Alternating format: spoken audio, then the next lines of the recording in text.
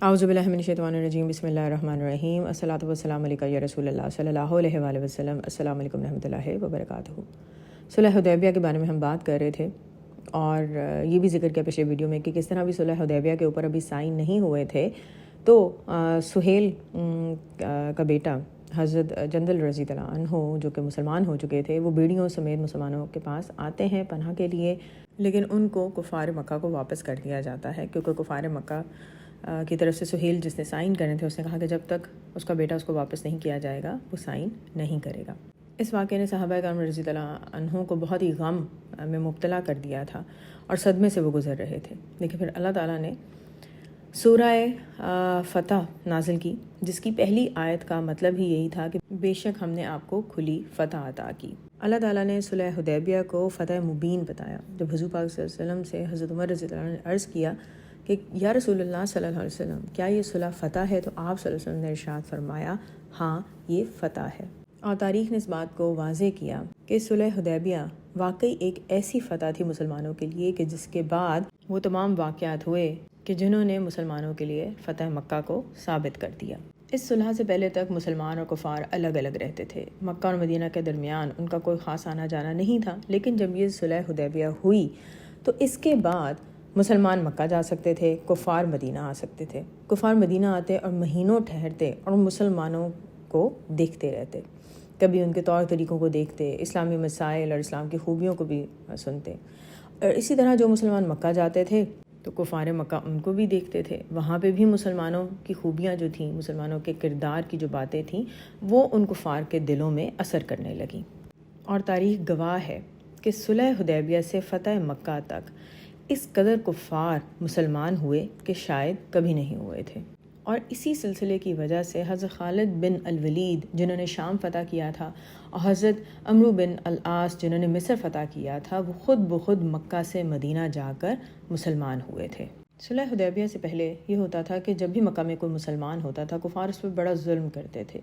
اور یہ جو نئے مسلمان ہوتے تھے یہ جب بھی موقع پاتے تو یہ مدینہ آ جاتے تھے مسلمانوں کی پناہ میں، لیکن صلح حدیبیہ کی وجہ سے اب یہ مدینہ آنا ان کا بند ہو گیا تھا، کیونکہ انہیں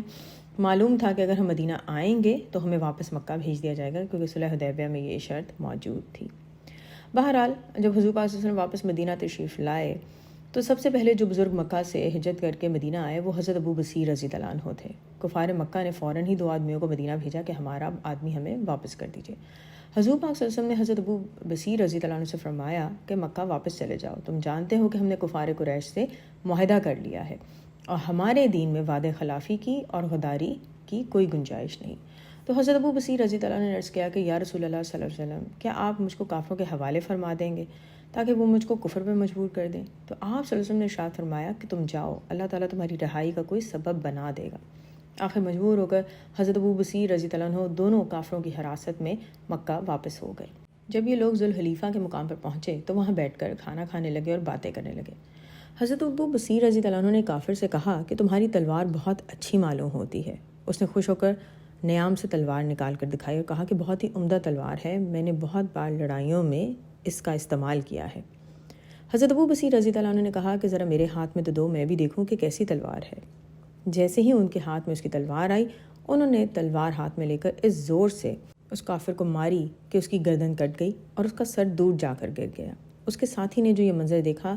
تو وہ بھاگتا ہوا مدینہ پہنچا اور مسجد نبی صلی اللہ علیہ وسلم میں گھس گیا۔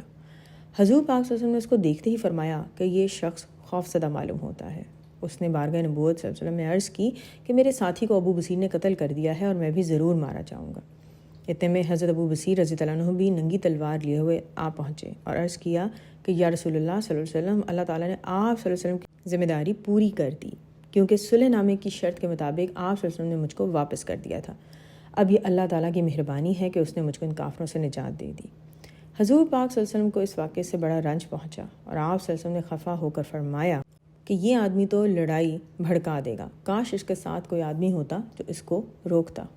حضرت ابو بصیر رضی اللہ عنہ اس جملے سے سمجھ گئے کہ میں پھر کافروں کی طرف لٹایا جاؤں گا، اس لیے وہ چپکے سے وہاں سے کھسک گئے اور ساحل سمندر کے قریب ایک مقام ایس میں جا کر ٹھہر گئے۔ ادھر مکہ سے حضرت ابو جندل رضی اللہ عنہ بھی اپنی زنجیر کاٹ کر بھاگے اور وہ بھی اسی مقام پہ پہنچ گئے۔ پھر ہونا یہ شروع ہو گیا کہ مکہ کے وہ تمام مسلمان جو کفار کی قید سے فرار ہوتے وہ ساحل سمندر کے قریب اس مقام کو جس کا نام ایس تھا اس پر پہنچ جاتے۔ کرتے کرتے اتنے لوگ ہو گئے کہ اس جگہ پر 70 آدمیوں کی جماعت جمع ہو گئی۔ کفار قریش کے تجارتی قافلوں کا بھی یہی راستہ تھا۔ بہرحال جو بھی قافلہ یہاں سے گزرتا یہ تمام لوگ اس کو لوٹ لیتے۔ یہ معاملہ کچھ اس قدر بڑھ گیا کہ کفار مکہ تنگ آ گئے۔ انہوں نے حضور پاک صلی اللہ علیہ وسلم کو اللہ کا واسطہ دیا اور اپنی رشتہ داری کا واسطہ دیا اور کہا کہ ہم نے صلح حدیبیہ میں جو یہ شرط لکھی تھی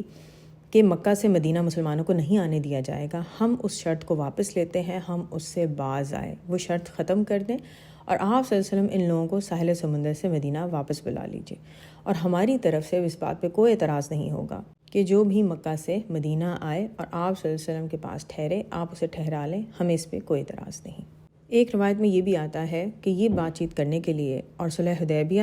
سے اس شرط کو نکالنے کے لیے قریش نے ابو سفیان کو مدینہ بھیجا تھا حضور پاک صلی اللہ علیہ وسلم کے پاس۔ لہٰذا حضور پاک صلی اللہ علیہ وسلم نے پھر حضرت ابو بصیر رضی اللہ عنہ کو ایک خط بھیجا کہ وہ اپنے تمام ساتھیوں کے ساتھ مقام ایس سے مدینہ واپس آ جائیں۔ کہا جاتا ہے کہ جب حضور پاک صلی اللہ علیہ وسلم کا خط حضرت ابو بصیر رضی اللہ عنہ کے پاس پہنچا تو وہ نزع کی حالت میں تھے۔ انہوں نے حضور پاک صلی اللہ علیہ وسلم کے مقدس خط کو اپنے ہاتھ میں لے کر سر اور آنکھوں پر رکھا اور ان کی روح پرواز کر گئی۔ حضرت ابو جندل رضی اللہ عنہ نے اپنے ساتھیوں کے ساتھ مل جل کر ان کی تدفین کی اور ان کو دفن کرنے کے بعد ان کی قبر شریف کے پاس یادگار کے لیے ایک مسجد بنا دی،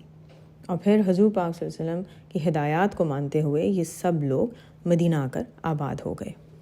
انشاءاللہ باقی نیکسٹ ویڈیو میں الصلاۃ والسلام علیکہ یا رسول اللہ صلی اللہ علیہ وآلہ وسلم۔ السلام علیکم رحمۃ اللہ وبرکاتہ۔